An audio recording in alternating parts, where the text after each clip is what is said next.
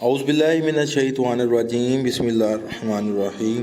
شروع اللہ کے نام سے جو بڑا مہربان اور نہایت رحم فرمانے والا ہے۔ نبی اکرم صلی اللہ علیہ وآلہ وسلم نے ان سے فرمایا، کیا میں تمہیں سید الاستغفار طلب مغفرت کی دعاؤں میں سے سب سے اہم دعا نہ بتاؤں؟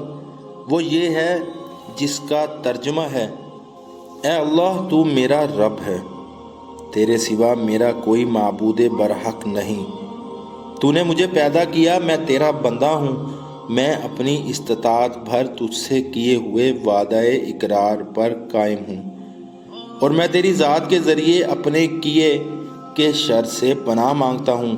تو نے مجھے جو نعمتیں دی ہیں ان کا اقرار اور اعتراف کرتا ہوں، میں اپنے گناہوں کو تسلیم کرتا ہوں، تو میرے گناہوں کو معاف کر دے، کیونکہ گناہ تو بس تو ہی معاف کر سکتا ہے۔ شداد کہتے ہیں، آپ صلی اللہ علیہ وآلہ وسلم نے فرمایا، یہ دعا تم میں سے کوئی بھی شام کو پڑھتا ہے اور صبح ہونے سے پہلے اس پر قدر یعنی موت آ جاتی ہے تو جنت اس کے لیے واجب ہو جاتی ہے، اور کوئی بھی شخص ایسا نہیں ہے جو اس دعا کو صبح کے وقت پڑھے اور شام ہونے سے پہلے اسے قدر یعنی موت آ جائے مگر یہ کہ جنت اس پر واجب ہو جاتی ہے۔